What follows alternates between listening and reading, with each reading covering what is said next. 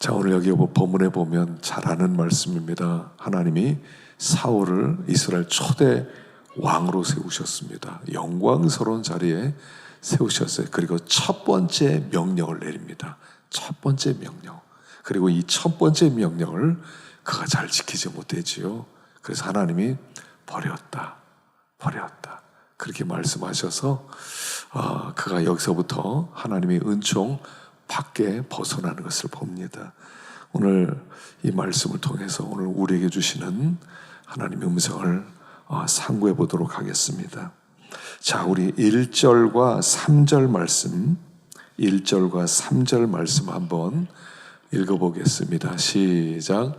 사무엘이 사울에게 이르되 여호와께서 나를 보내어 왕에게 기름을 부어 그의 백성 이스라엘 위에 왕으로 삼으셨은즉 이제 왕은 여호와의 말씀을 들으소서. 지금 가서 아말렉을 쳐서 그들의 모든 소유를 남기지 말고 진멸하되 남녀와 소아와 젖 먹는 아이와 우양과 낙타와 나귀를 죽이라 하셨나이다 하니. 그래요. 자, 그를 왕으로 세우셨습니다. 그리고 나서 하나님이 첫 번째 명령을 내립니다. 명령을 내리면서 이제 왕으로 삼으셨으니까 이제는 하나님의 말씀을 들어야 됩니다. 이렇게 요구하는 겁니다. 하나님이 우리를 부르시고 나면 우리에게 원하는 건 한 가지지요. 순종하는 겁니다. 여호와의 말씀을 들으소서. 하여간 하나님께서 영광스러운 자리에 세워놓고 우리에게 하신 말씀은 순종해라 그랬어요. 그래서 이 사무엘상 15장에서 주는 교훈은 뭐냐면, 핵심되는 내용이 뭐냐면 순종하라는 거예요. 순종해라. 하나님 우리에게 순종하라고 말씀을 주세요. 그래서 신명기서에는 왕이 된 다음에 왕은 항상 율법책을 머리맡에 두고 항상 율법책을 읽으라고 그랬어요. 왜냐하면 말씀을 순종하라는 거예요. 여기서부터 달라지는 거예요. 사울은 순종하지 않았어요. 그래서 뒷부분에 보면 왕이 여호와의 말씀을 버렸으니까 하나님도 왕을 버렸습니다. 이렇게 나와요. 다윗은 하나님의 말씀을 순종했으니까 하나님이 이거를 붙들어 주시는 거예요. 순종으로 나뉘어지는 거예요. 하나님의 말씀을 순종하는 자는 하나님이 귀하게 여기고 그를 높여주시고, 하나님의 말씀을 버리면 하나님이 그 사람을 버리는 거예요. 하나님 우리에게 많은 것을 이런 일 저런 일 하라고 요구하는 게 아니라 순종을 요구하고 있다는 거예요. 그리고 우리는 일생 순종을 배우는 사람이에요. 근데 오늘 이 말씀을 통해서 사울이 아말렉 죽여라 그러는데 잘 순종을 못했죠. 근데 이게 우리들 같다는 거예요. 순종을 잘 못하는 게 우리의 첫 번째 모습이라는 거예요. 우리가 만약에 사울이었다면 우리는 다 순종했을까요? 아말렉 쳐라 그러면 알았습니다 하고 아말렉 치는데, 막 소떼가 살찐 소떼 막 새끼 베고 너무 틈실하고 거기에 약대도 있고 거기에 뭐 말도 있고 뭐 거기에 소도 있는데 그걸 다 죽이라고 할 때 그냥 다 죽였을까요? 우리도 순종하지 못했을지 몰라요. 근데 여기 주님께서 순종에는 단계가 있어요. 여기서 버린다 이렇게 말씀하셨거든요. 버렸다. 근데 사실 뒤에 보면 몇 번 더 기회를 주세요. 우리가 신앙생활은 뭐냐면 순종을 배워가는 건데, 순종이란 뭡니까? 순종은 믿음에서 나오는 고백이 순종이에요. 그냥 순종하라 예 이렇게 되는 게 아니라 믿음이 잘하면 순종하게 되고 믿음이 없으면 순종을 못한다는 거예요. 사울은 믿음이 없었다는 얘기예요. 우리가 순종하기 위해서는 믿음이 자라야 돼요. 믿음이 좀 자라면 순종이 가능하고, 믿음이 약하면 순종을 못해요. 그래서 하나님 앞에 이걸 먼저 구해야 돼요. 하나님, 믿음을 좀 주세요. 하나님을 좀 믿게 해주세요. 우리가 하나님을 믿는다고 하지만 사실 잘 안 믿어요. 주일이 무엇입니까? 우리가 주일 하고 싶습니다. 그러니까 예수님이 뭐라고 하십니까?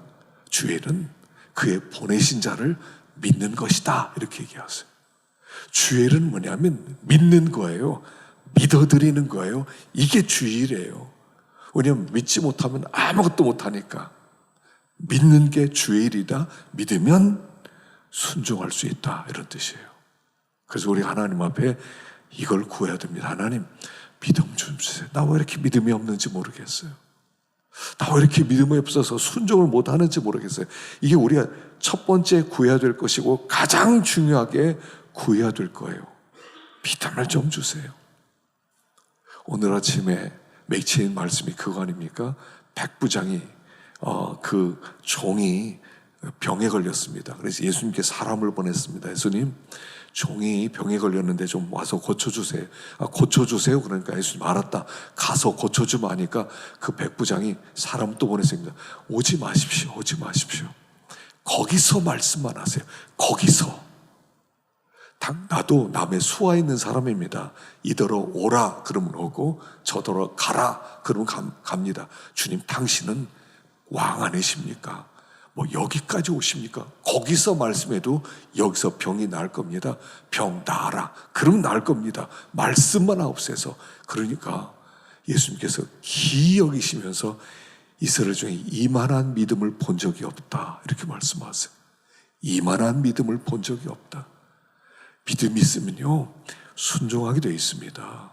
믿음이 있으면요, 하나님의 역사를 보는 겁니다. 오늘 우리가 구해야 될 첫 번째가 믿음을 구해야 됩니다. 하나님, 믿음 좀 주세요. 이게 어쩌면 우리 죽는 날까지 우리 고백이어야 됩니다. 하나님, 난 참 믿음이 없어요. 하나님, 나는 왜 이렇게 믿음이 없는지 모르겠습니다. 주님, 믿음을 더해 주세요. 그리고 그 믿음에서 순종이 나오는 거죠. 자, 근데 뭐를 순종하라고 하십니까? 자, 8절 보십시다. 8절. 아말렉 치라고 그랬는데, 자, 우리 8절 보십시다. 8절과 9절. 시작. 아말렉 사람의 왕 아각을 사로잡고 칼날로 그의 모든 백성을 진멸하였으되 사울과 백성이 아각과 그의 양과 소의 가장 좋은 것 또는 기름진 것과 어린 양과 모든 좋은 것을 남기고 진멸하기를 즐겨 아니하고 가치 없고 하찮은 것은 진멸하니라. 자, 하나님의 명령은 아말렉을 진멸해라 이렇게 말씀하셨어요. 알았습니다 하고 아말렉을 진멸하기 위해서 그들이 무장을 하고 말을 타고 전쟁터로 나갔습니다. 그런데 다 진멸이라는 완전히 없애버리라는 거거든요. 근데 거기 막상 가보니까 이게 상황이 이게 만만치가 않는 거예요. 이걸 어떻게 다 죽여? 이 좋은 것들을 어떻게 죽입니까? 이거는 죽일 수가 없을 만큼 좋은 게 너무나 많은 거예요. 그걸 봐서 진멸하기는 하되 다 죽이진 않은 거예요. 온전하게 순종하지 못했다는 거예요. 하나님의 순종은 온전한 순종이 참 순종이에요. 중간에 멈추는 게 아니에요. 적당히 반만 순종하는 게 아니에요. 완전히 순종해야 돼요. 근데 완전히 순종하지를 못했단 말입니다. 우리 하나님의 말씀을 들으면 적당히 순종하려고 그래요. 자꾸 한 이 정도면 되겠지. 근데 하나님은 이 정도로 만족이 안 돼요. 하나님은 완전히 순종하기를 원하세요. 반만 순종하는 것은 순종 안 하는 것 같고 같은 거예요. 완전하게 순종하라는 거예요. 자, 그 아말렉은 누구냐는 거예요. 아말렉이 뭐냐? 바로 여기에 나온 것입니다. 아말렉은 사실은 아말렉을 쳐라. 주님이 그렇게 명령하시는데 그 아말렉은 내 속에 있는 거예요. 아말렉은 에서 자손이거든요. 에서의 후손이에요. 그 에서는 육신의 사람이거든요. 에서는 영적인 복 이런 걸 별로 안 좋아해요. 그냥 육신의 복 이것만 좋아해요. 그래서 자기가 장자로 태어났지만 장자권을 팥죽으로 바꿔먹은 사람이 에서예요. 그 피가 흐르는 사람이 아말렉이에요. 그 아말렉을 쳐라 그런 것은 육신의 사람을 쳐라 이런 얘기예요. 너의 속에 숨겨져 있는 하나님의 복을 사모하지 않고 세상 복을 좋아하는 너를 죽여라 이런 뜻이에요. 그게 뭐냐면 탐심이에요. 사실은 아말렉은 우리 속에 숨겨진 탐심이에요. 세상 것을 우리는 너무 좋아해요. 세상 것이 없으면 안 된다고 생각해요. 그렇기 때문에 하나님의 말씀을 순종하지 못하는 거예요. 여기 보니까 사울이 자기 속에는 탐심을 죽이지 못하는 거예요. 자기 속에 있는 탐심 때문에 사실은 거기에 양과 소의 가장 좋은 것, 기름진 것, 어린 양, 모든 좋은 것을 남겼다는 거예요. 그게 탐심이에요. 하나님이 뭘 보기 원하셨습니까? 사울, 너희 속에 탐심을 죽여라 이거예요.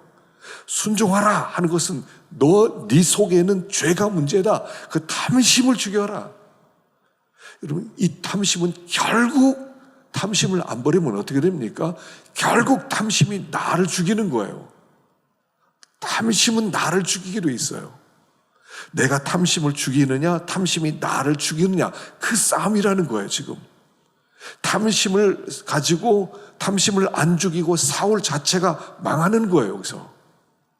우리 신앙생활에 중요한 것은 뭐냐면 우리가 싸워야 될 아주 가공할 만한 세력은 우리 속에 숨겨진 탐심인데 생각해 보세요. 이 탐심요, 무시무시한 힘을 가지고 있습니다. 무시무시한 힘을 가지고 있어요. 탐심은 쉽게 정복되지 않습니다. 어마어마한 물질이 눈앞에 있으면 눈이 돌아가게 돼 있는 거예요. 당장 눈에 보이는 현찰이 보면 마음이 움직이는 거예요.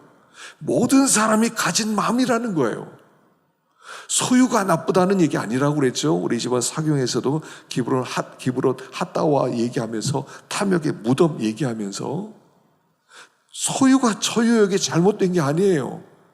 근데 과도하게 그것을 얻고자 하는 숨겨진 강력한 죄가 숨어 있단 말이에요. 이건 죄의 힘이에요. 죄의 힘이 가장 잘 나타나는 게 탐심이에요. 이 탐심을 쉽게 이기지를 못한단 말이에요. 이 탐심이 속에서 작동하는 거예요. 하나님이 사울을 시험하는 겁니다. 자, 아말렉 쳐라, 진멸해라, 한번 보자. 다 죽일 수 있나 보자. 가보니까 그것들 좋은 것을 보는 순간 탐심이 움직이기 시작하는 거예요. 욕심이 움직이기 시작하는 거예요. 저거 다 죽여? 아까운데? 저거 가져가기만 하면 저거 좋은 일에 쓸 수 있을 것 같은데 저 많은 걸 가져가기만 하면 우리나라가 경제적으로 굉장히 부유해질 수 있을 것 같은데 그런 생각이 드는 거예요. 저거 가지기만 하면 우리 백성들 잘 살게 만들어주고 저거만 가져가면 내가 아주 인기가 올라가고 아주 좋아질 것 같은데 이게 작동하기 전에 계산이 돌아가는 거예요. 그게 아말렉이에요. 아말렉은 내 속에 숨겨진 탐욕이라고 하는 강력한 가공할 만한 힘을 가진 죄예요. 이건 그냥 이길 수 있는 게 아니에요. 정말 전심전력을 다하고 하나님 앞에 간구하고 부르짖고 매일매일 싸우고 매일매일 싸워서 칼싸움을 해서 매일매일 이기지 못하면 결국 그 탐심은 나를 죽이게 되는 거예요. 그 탐욕이란 나를 죽이게 돼 있어요. 바울이 나는 날마다 죽노라. 내가 선한 싸움을 싸우고 달려갈 길을 마치고 믿음을 지켰다 그럴 때는 매일 싸워야 되는 원수가 아말렉 탐욕이라는 거예요. 이건 쉽게 죽지 않아요. 가지고 안 하죠. 다 욕심 내려놓겠습니다. 이렇게 되는 문제가 아니에요. 아무것도 없을 때는 문제가 안 돼요. 그러나 딱 현실 앞에 부딪히면 그냥 내 믿음이 허물어지고 탐욕의 왕이 되는 것을 우리는 계속 체험한다는 거예요. 지금 이걸 보고 싶은 거예요. 하나님은. 그래, 너의 속에 있는 탐욕을 너는 이길 수 있겠느냐? 이길 수 있겠느냐 하는 거예요. 사울이 못 이깁니다. 그리고 졌다는 얘기를 하는 거예요. 아말렉에 졌습니다. 난 탐욕에게 졌습니다. 그 얘기를 하는 거예요. 그랬더니 하나님이 그를 버린다고 그러죠. 근데 중요한 게 뭐예요? 자, 보십시다. 세 번째로 생각할 건 이거예요. 30절 봅시다. 30절 시작. 사울이 이르되 내가 범죄하였을지라도 이제 청하옵나니 내 백성의 장로들 앞과 이스라엘 앞에서 나를 높이사 나와 함께 돌아가서 내가 당신의 하나님 여호와께 경배하게 하소서 하더라. 그래서 자, 이거 우리가 늘 부딪힙니다. 하나님이 순종하라, 아말렉 정복해라. 그런데 순종도 못했고 아말렉도 정복하지 못했어요. 욕심에 굴복했어요. 그 하나님이 네가 말씀 버렸지 내가 너 버렸다라고 주님이 아주 준엄한 책량에 쭉 나와요. 순종이 제사보다 낫고 듣는 것이 수양의 기름보다 나으니 거역하는 것은 사술의 죄 같고 완고한 것은 사신 우상에게 절한 것 같으니라. 거기에 책망에 쫙 나와요. 이게 무슨 뜻입니까? 무슨 뜻이에요? 하나님도 당신 버렸습니다. 무슨 뜻이에요? 넌 끝났다. 그런 뜻이 같아요? 아니에요. 회개하라는 거예요. 너 지금 사울아, 너의 문제는 너는 이거 내가 이기지 못할 줄 알았어. 하나님이 순종해. 너 순종 못해서 알았어. 너 버리겠어. 여러분, 하나님 그런 하나님이세요? 그런 하나님이 아니에요. 지금 우리가 이 본문을 잘못 보면 한 번만 순종 잘못하면 망한다 이렇게 받아들이거든요. 그런 뜻이 아니에요. 회개하라는 얘기예요. 하나님 항복합니다. 나는 아말렉 정복할 수 없는 사람입니다. 나는 힘이 없는 사람입니다. 난 온전하게 순종 못합니다. 주님 불쌍히 여겨주세요. 하나님 회개를 요구하는 거예요. 우리 하나님 앞에 이거 갖고 나오는 거예요. 하나님의 말씀은 얼마나 많이 우리가 거역하고 살아갑니까? 우리 다 죽어야 됩니까? 네가 말씀 버렸으니까 나도 너희도 버린다. 그럼 끝나는 겁니까?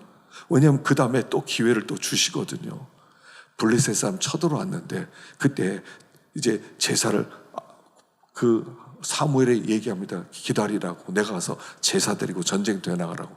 7일을 기다려도 안 와요. 그게 할 수 없으니까 자기가 제사를 드려요. 제사 드리고 나서 사무엘을 아니 당신 뭐 했냐고. 두 번째 단계죠. 여러분, 하나님이요 우리에게 돌아오라는 거예요. 자기를 보고 자기의 완고함과 강팍함과 자기의 힘없음과 무력함을 보고 하나님 앞에 간절히 간구하고 주님의 은혜를 구하라는 말씀을 하는 거예요. 회개하라는 거예요. 회개하라는 거예요. 사무엘에게 회개하라는 거예요. 결국 회개하지 않아서 버림당하는 거예요. 하나님이 40년 동안이나 계속 보고 있습니다. 회개하고 돌이키라는 거예요. 하나님 또 무너졌습니다. 아말렉 앞에 또 무너졌습니다. 하나님이 이거 어떻게 하면 좋습니까? 아말렉은 너무나 강합니다. 하나님 내 힘으로 어떻게 안 됩니다. 하나님 저 좀 불쌍히 여겨주세요. 하나님 우리에게 원하는 건 바로 이거라는 거예요. 사울에게 원하는 건 이 준엄한 책망을 통해서 넌 버림받았다 하는 그런 자리에서도 하나님께 돌아오기를 원하는 거예요.